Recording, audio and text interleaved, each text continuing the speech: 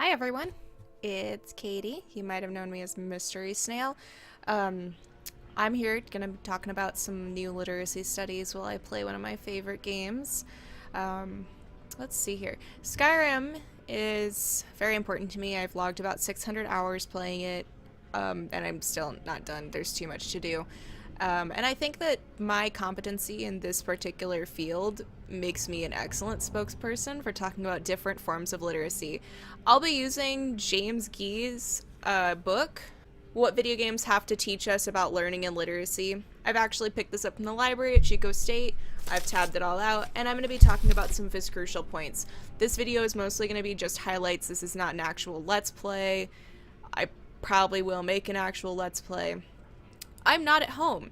This is my boyfriend's computer and his nice mic and his nice headset, but I asked if I could use this and if he'd help me edit the video because I haven't really done a whole lot of this.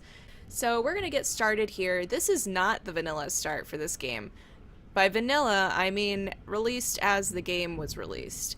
This has actually been modified, and mods for games is something I'm also pretty competent in. We'll talk a little bit about that more once I get going. This is going to be just a highlight of me running around in the wilderness, doing whatever the fuck I want to do, and relating it to literacy studies. It sounds like it's not going to work, but it is, I promise. This is going to randomly plop me somewhere in the world. Not entirely sure where it's going to be. Oh, look! A rat! Great. We're off to a good start. Oh, hi! Oh! Okay, so how about boundaries, friend? Let's take everything because I'm just gonna leave this place. Garlic, garlic, raw meat. Look, a book! How fitting. We're not gonna read that. Oh dear, it's dark in here. Oh, I'm just in your house. Don't mind me. What's up here? Oh wow, we got like a nice picnic table. I have no idea where we are. Ooh. Okay, we've got some weapons going on here.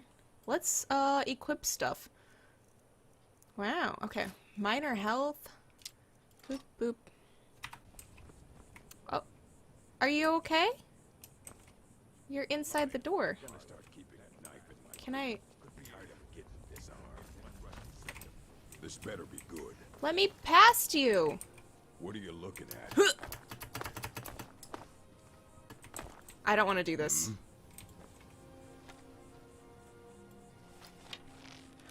This is a bad idea. I recognize that right now, before I do anything. This is a bad idea.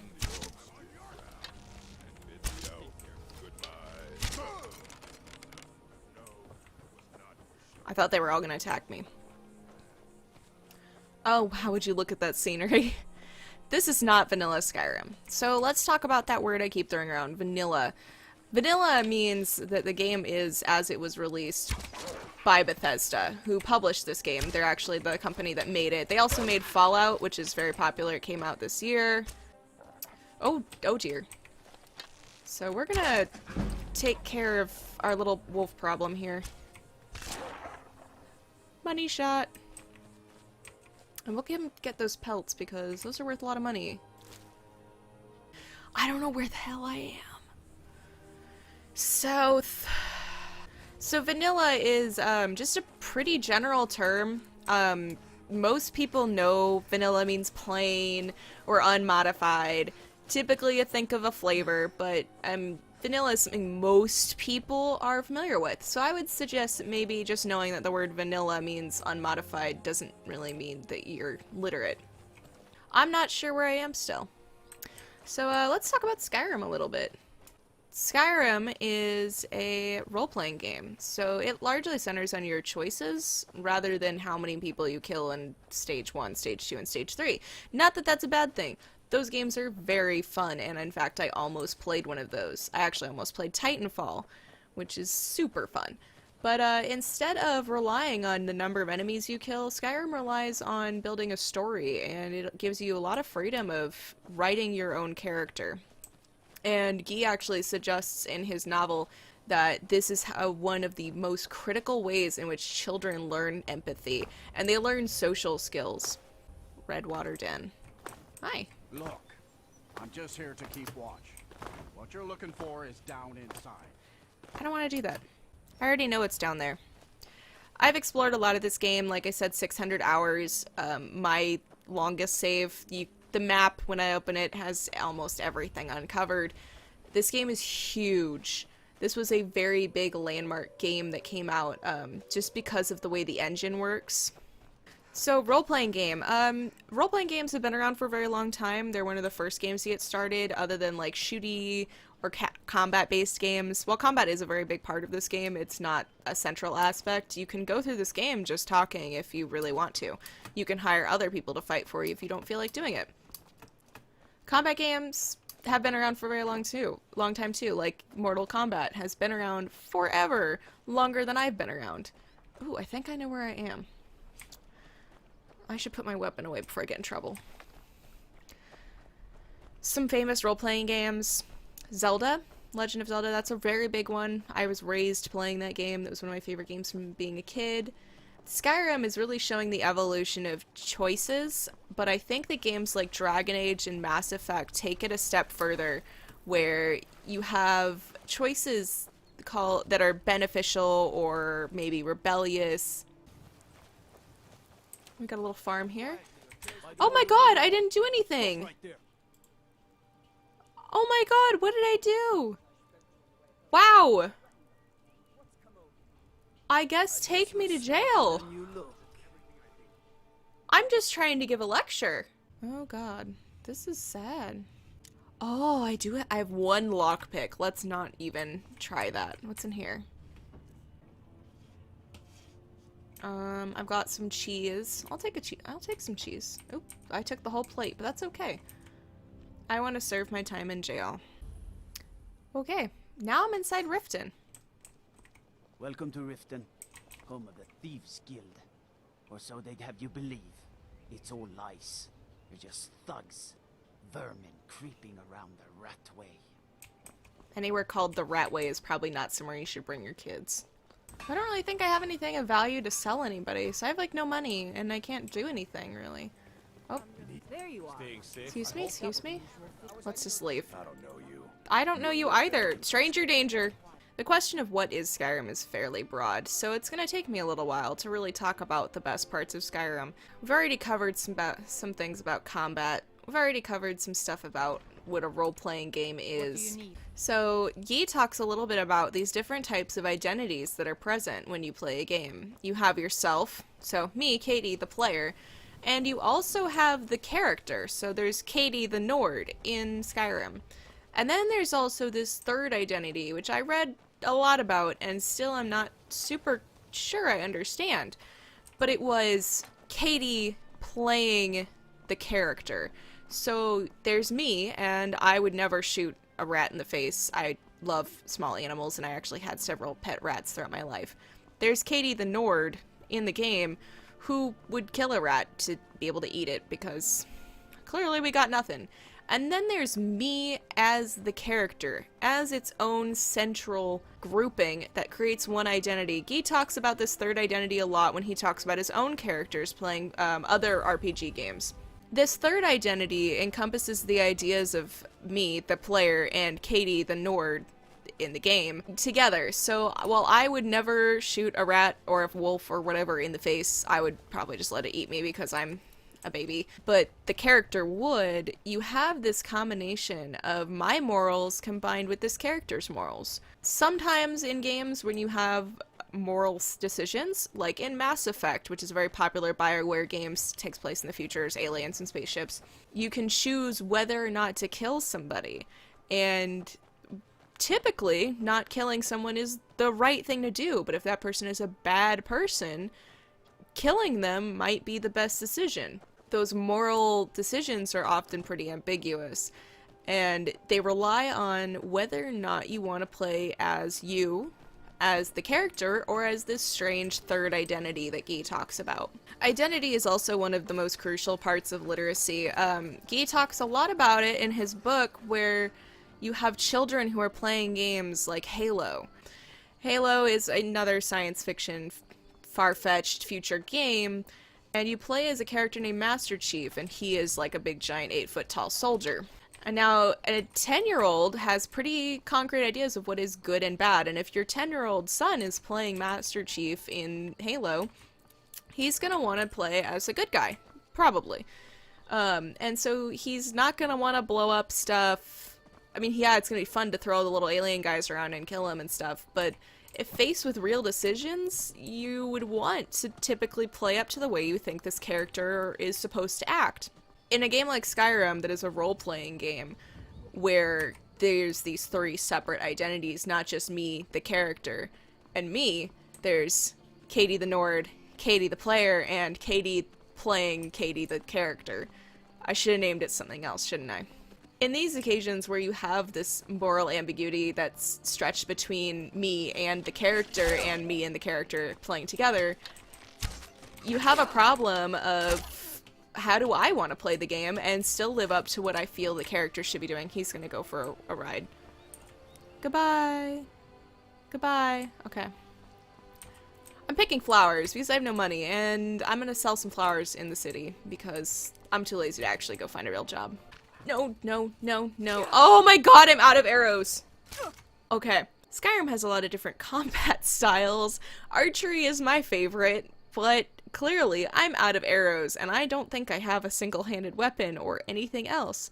Thankfully, I've been granted some fire magic.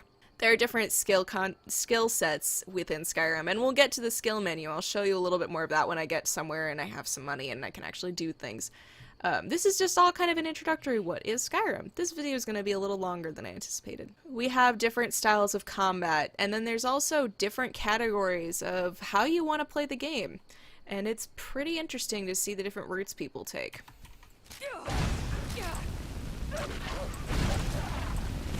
I feel really bad for startling that goat.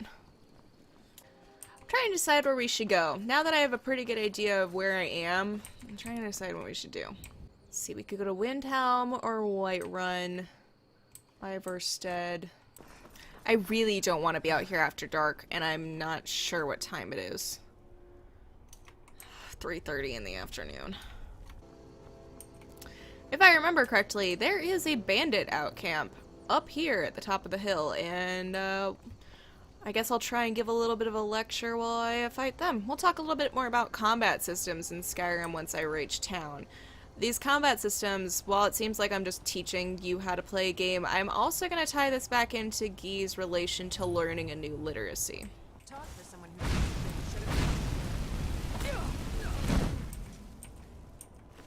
Okay, I feel kind of bad, but I'm just going to take your money. Run, run, run, run, run, run, run, run, run. Oh my god, they're shooting at me. I fucked up, I fucked up, I fucked up. Okay, I think I've lost them. Oh, look at that, I'm warming up. It's nice here. Chicken.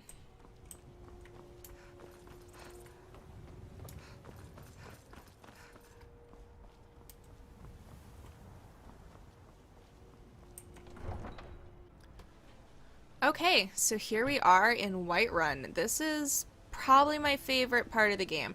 This is one of the first cities you visit after the original start of the game. Perfect. So right now we're going to start discussing a little bit deeper on what it means to be literate in a game. I talked a little bit already about what Skyrim does as far as skills, but I haven't really shown you. This is the main menu. This is what happens when you hit the tab button. From here you can access your inventory, items that your character carries, a map of the world, what magic skills you have. Choosing the skill menu opens up a wealth of knowledge for the player. It allows you to enhance your character's abilities with very minimal input on the player's part. This allows you to modify how effective your character is in the environment they've been placed in. Guy says that being effective with very little input is one of the best ways for a child to learn early stages of a game. So you can see here I've got some very base skills. I've earned a 1 point in archery from my debacle with the wolves. I have no sneak skill. None of this has really started. I've got a little bit of destruction skill going on here, just from, lighting stuff on fire. What else do I have? I have some light armor skill from wearing light armor and getting hit, I guess, makes you better at wearing it. But all of these subsets of skills also allow for a lot of other perks to become available. So for example, you have speech, which is how your character interacts with their environment. So gaining more points, you have better buying and selling prices. 10% better prices with the opposite sex. You can sell any type of item to any kind of merchant, which is my favorite perk because I can sell a couple hundred pots to a jeweler and they'll take it.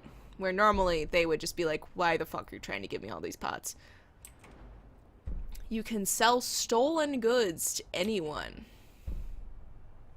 Oh, very nice. So there's a lot of different ways to modify the way in which your character interacts with the environment. Most notably, in almost every game is a difficulty setting. I have it set to Adept because I've been playing for freaking forever. But you can play with very, very overpowered characters that are definitely not in balance with their environment, but maybe helps you better understand the story or get used to the ideas that surround how to play the game. Oh my god, all these people are watching me sleep. Lady, No could you offense, spare a but coin? Wow, rude. You're not looking so well. Are you ill? Sorry, that's just my face. Good god, it's dark. Okay. 4 a.m. I have a war axe, but it's not my favorite item to use. Let's walk around a little bit.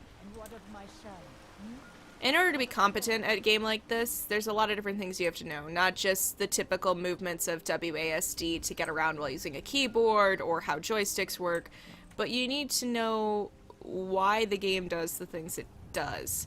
I know that NPCs open their stores at 8 a.m. and close them at 6 p.m. Mostly, except for a few. I typically have the map fairly memorized. I don't get lost a whole lot. I know what different controls do. There's a wealth of knowledge players have to have in order to be really competent. And this is true of every game. This isn't just about Skyrim. This is true of games like Halo. You need to know the lore of the game, the history to understand it. There are decisions in games like this where decisions are one of the biggest factors in how the game turns out. You have to make educated decisions. You can't just guess. Guessing doesn't always lead to the best results, and what if you overwrit your save? You wouldn't be able to backtrack, you'd have to start over.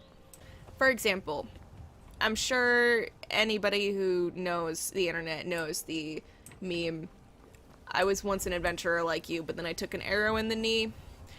Knowing where that meme comes from is one thing. Yes, it came from Skyrim. I mostly deal with petty fever. But you also have to know that that meme actually means that the soldier in question got married. Which is a recurring theme in Skyrim. You can get married. The main storyline is another good example. We have two conflicting sides, the Stormcloaks and the Imperials. And short story, the Imperials made a contract with some elves outside of their country, which is south. Skyrim is pretty fucking north and pretty fucking cold.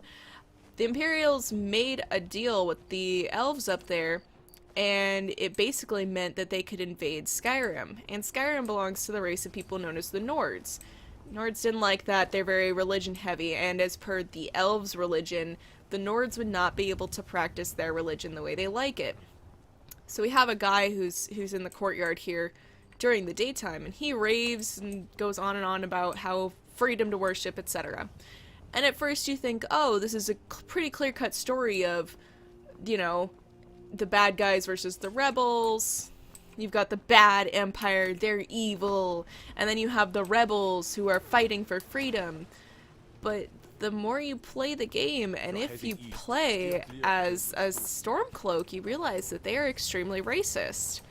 There are different species of elves. There are Altmer, the High Elves, which are the ones that the Empire made a bad deal with, and then there are the Dunmer, the Dark Elves, who are gray-skinned, and that's generally what the Stormcloaks don't like. And then there's Bosmer, Wood Elves, who are fairly harmless, and there aren't very many of. But the Stormcloaks hate them all, because they're kind of a bunch of dicks. And the Empire was kind of at risk, like if they didn't sign the contract, they're fucked. So they have no choice, and you kind of have to choose this moral ambiguity. Again, moral decisions between me, the player, and me, the character, and me playing the character. I don't know where I'm going. You have to choose what would my character do, and what am I comfortable doing. I played as a Stormcloak for a long time, and then I was like, wow, this sucks. These guys are assholes. They're fucking mean.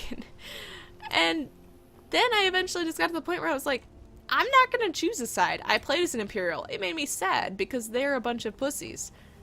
And so now I just don't play the main storyline. Okay, we gotta get some stuff to make it so I'm not constantly dying. So let's get a lantern. We should probably get a backpack. Once I'm outside of the city, we'll start doing some more stuff. But first, I'm gonna go make something useful. Or maybe you'll have some stuff. Got She's some good peace blacksmith. stuff. Looking to protect yourself or deal some damage? Okay, so now that I've got my weapon set up, that took a while. I don't know why it's inverted here. We're gonna talk a little bit about mods. And as you noticed, I'm using some extra stuff. I don't like vanilla Skyrim. We've already talked about what vanilla means. Vanilla Skyrim is ugly. Very ugly and very unstable.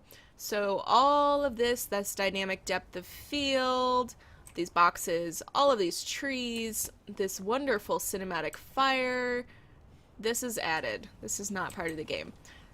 This is also not how the menu looks.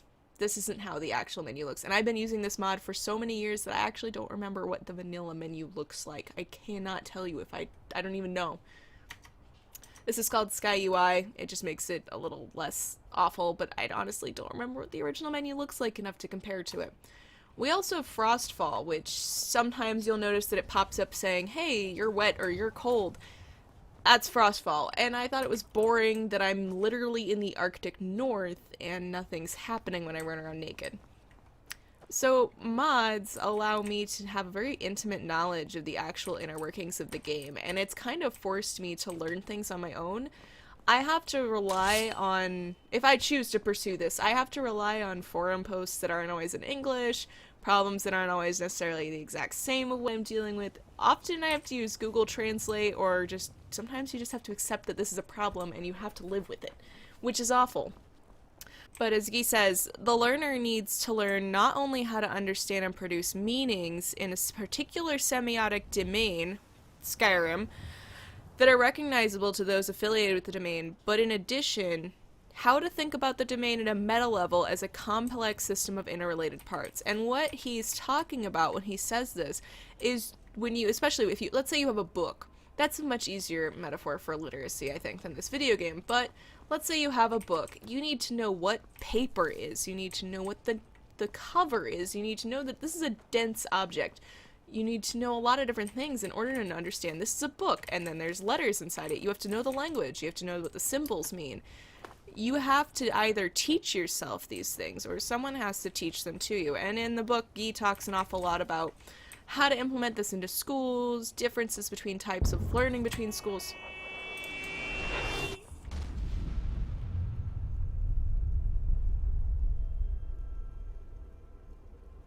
What the ever-loving fuck was that? Okay, I have never seen that happen, and I've played this game for about 600 hours, which is a lot. Plenty of room. Okay. Let's give a little bit of background here. There's a game called Portal, and there's these little artificial intelligence cores, and this, I believe, is a mod my boyfriend actually has installed, where one of those little cores crash lands in this world. It's not related, it's just a third-party thing, and it scared me a lot when I heard it. So let's see what he's talking about. Use our context clues. Good space.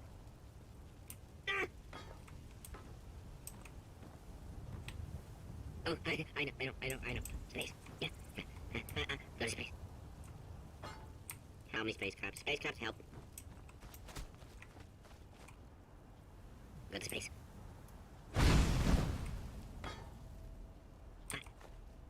I guess that's in my inventory now.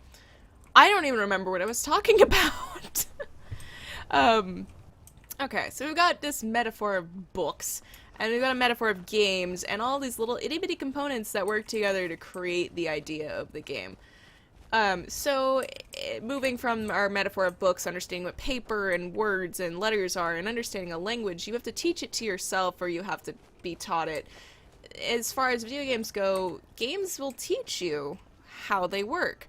There is a tutorial in place to tell you that pressing E means you interact with an item. WASD allows you to move in different directions. Clicking with the mouse, right-clicking, how to shoot fire or slice with your sword. The game will teach you this, and as Guy says, how are good games designed to enhance themselves? Learned. They are learned well and quickly so players can play and enjoy themselves when the games themselves are difficult. What we are looking for is this, the theory of human learning built into video games. Oh shit, we got some wolves. So games usually have something in place like a tutorial that will tell you, don't blow yourself up, blah blah blah. Skyrim does a really good job of this, where it has the NPCs guide you through it, but unfortunately we're not going to see a whole lot of it because I already know what I'm doing, and we're already so far into playing. But the game teaches you different patterns you learn to recognize. You know what the wolves sound like and which direction they're coming from in your headset, so you know that you're about to get attacked. And part of the problem I have with the wolves in particular is that they use the same sound, the game uses the same sound clip as the wolves, but in a higher pitch with foxes, so I'm always afraid of getting attacked by wolves whenever a fox runs by. Because I've learned to recognize those patterns. See, I hear the fox right now, and I'm, like, ready to get attacked by a wolf. Oh, look! There's an actual wolf! Let's go to Rorikstead. I like Rorikstead. Rorikstead's pretty. It's a long walk. I don't even walk this much. This whole time I'd be like, my feet hurt. I'm tired. Can we get a snack? I want to take a nap. There's no Wi-Fi here. Okay, so now that we're in the inn at Rorikstead, I figured we'd hang out for a little bit and give me a break from trying to multitask between running, fighting, and talking about things. So far we've talked about the concept of vanilla, which is a pretty broad term, and then we've also talked about the ideas of, or in-depth terms, and some of Guy's ideas about literacy and what it means to be literate, relating to how I am arguably fairly literate. And we've only got a little bit left of what we're going to talk about. We're going to talk a little bit more about problems and troubleshooting and individual learning, and then we're also going to talk a little bit more about the multifaceted environment that forces players to interact. So far, troubleshooting problems, like I said before, you have very limited resources, and as Guy says, everything is learned individually. When relating this to school and children, people often say, well, these games have no content, they can't actually be learning anything, but, well, you're always learning something, is at least what Guy says. Just in this game, you're learning that you'll freeze to death and that wolves are everywhere and they sound like foxes, blah blah blah, and that giant comets fall from the sky and scream at you. I once had a problem where the game, this is going to be hard to explain in a general term, the game was trying to write saves faster than it actually could. And so this would cause problems where anytime I tried to, like, loot a dead enemy or, like, open a chest, the game would crash. Or it would crash when it trying to autosave. So anytime I, like, left a building, there would just be this chance that the game would just be like, I'm out, I don't feel like doing this anymore. I still haven't fixed that. I couldn't find anybody else that had the problem. There was a program called Safety Load that I tried to use, but it, like, just decreased your chances. It didn't actually fix the problem. So, using just what I've learned individually of the problem, I know my probable only solution is to actually install more RAM in my computer, and that means I have to pay money, and I don't want to do that. This individual learning, as Guy says, is done through routine automation of different tasks. Children learn to read by repeating sounds until they know what they mean. Arguably the same way, the player is subjected to enough torment to know that wolves are bad, fire is bad, and right-clicking casts a spell. You know, the usual. After several hours of playing the game, you get pretty good at it, and unless you're like me, who's just generally really bad at every game they pick up, you'll get pretty adept at anything you pick up, just because games are so good at teaching the user to use them. Like I said before, Guy explained that the best games are the ones that can teach the player how to play. So you don't need to constantly be picking up a manual, you can just understand it. Whoa.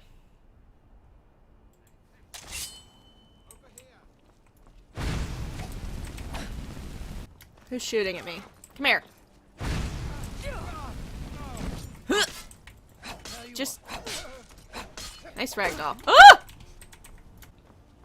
This repeated process of subjecting the player to enough patterns, which humans are pretty good at recognizing patterns, definitely is the best way to teach the player how to play the game. And games can be very, very difficult. This game can be almost unplayable if you actually pursue the main storyline, because then there's dragons everywhere and they actually become really annoying and kind of a nuisance.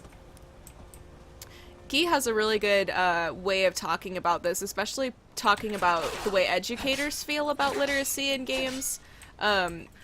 Because we have a problem of associating video games with actually not meaning anything and having no content. When they really do have content, it's just not the same content as you'd learn in a math class. Educators actually argue that this cycle of automation skills with practice, rethinking that automation when you have new conditions, they say, as Guy says, leads to the very founding of intelligent practice in the world. So this method that games are using to make you better at them so that you can enjoy the experience is arguably fundamental to human learning. I don't think I should cross this river because I think I'm going to get too cold and I'm not going to recover well. So we're coming to the end here. I'm probably going to see if I can get all the way to Markarth. We'll have traveled all the way across from west to east. East to west. Whoa! That appeared out of nowhere. I don't want to fight him. See? Pattern recognition. They are hard to kill, and they're scary. Oh my god, oh my god, oh my god, oh my god, oh my god, oh my god. Don't want to fight it, don't want to fight it, don't want to fight it. I saw a puma. See, we're getting into some dangerous fucking territory here. Ah! See, the further I get away from my comfort zone, the scarier this game can be. Oh my god, that actually did really scare me. Pattern recognition. Giants are bad. I saw a puma. I naturally already know pumas are dangerous. And then the rat attacked me, and that was just too much. Lastly, on our last leg of the journey across the map, I think I'd like to talk a little bit about spaces, because we spent so much time on it in class. And originally, the topic of this project was actually going to talk about spaces and streaming. But I thought that streaming is so niche that if you're not super into it, you won't know what I'm talking about. Streaming, now that I've introduced you a little bit into mods and gameplay, and then you see me up here in this corner, this is kind of generally what everybody looks like. Streaming takes place, see a lot of videos, I'm pretty sure everybody's familiar with PewDiePie. Everybody's probably pretty familiar, dog, with, like Markiplier. Oh, I'm cold. Where am I? We're going the wrong direction, and I'm getting us lost. These YouTubers, streamers, will either use a service like Twitch or a service like YouTube to host their content, where they basically play a game, and it's fun, and it's funny, and it's often a lot more fun to watch them react to a game than it is to watch me react to a game. And I thought it was interesting how you have people like Lethal Frag, who is a pretty big streamer who, his entire career is based on streaming video games. My boyfriend actually is a pretty big streamer, and he does have a regular job. He spends a lot of his time playing games that are very important to him. And this kind of content that's being put out here is a different type of literacy, I feel, because you not only have to understand the game that the player that you're watching is playing, but you have to understand how streaming works, and you have to understand what the chat means. So there's other people watching. So there's a little chat that usually scrolls by on the other side. Oh god, that water was cold. I'm gonna die. Let's just go for it. Oh, clench, clench, clench, clench. And I thought that spaces and literacy definitely translated over to that, because there, like I said, for at least video games, there's so many different components that go towards understanding And taking it further, being literate in video games. And you can't just be literate in video games as an entire genre. It's usually one or two genres, or I would argue you can only be literate really in a very intimate way with one or two games. I would argue that Skyrim is that game for me. But the spaces people use, like Twitch and YouTube, those are open access, accessible to everyone, and everyone can do it. If you have a webcam and you have a microphone of some kind, it doesn't have to be a nice big boom mic like this or an HD camera. As long as you have some kind of technology and something you're interested in, I feel that anybody can become literate in whatever they feel like they should be literate in. Guy spends a lot of time in the book talking about new literacy studies and the way different spaces fit together, especially in teaching a child different things. Guy talks a lot about when his son was 4 years old, they played a game called Pikmin, and he talks about the different strategies his son was taught by the game for problem solving. And he actually, at one point, it was pretty funny, he talked about how he used to coach his kid on playing the game, and the kid didn't want to be coached, he wanted to learn it on his own. So even though most people claim that video games don't really have a whole lot of content to offer, and oh yes, hand-eye coordination, I think there's a lot of meaning that goes deeper than just hand-eye coordination. I think that there's different levels of literacy, language and symbol recognition, and I think there's a lot of different things that go into literacy other than just I know what an A is and I know that it makes the sound ah. We didn't wind up going where I wanted us to go, but I think we still definitely took a wonderful learning journey as far as literacy studies goes, and I hope that everybody enjoyed watching me dick around. I know I did. It was a big headache to get this started, but it was definitely more fun than writing a paper. I think that Guy makes some excellent points, and I think that this is probably the best venue to disperse with them. I want to do something fun. This was fun. Thank you very much.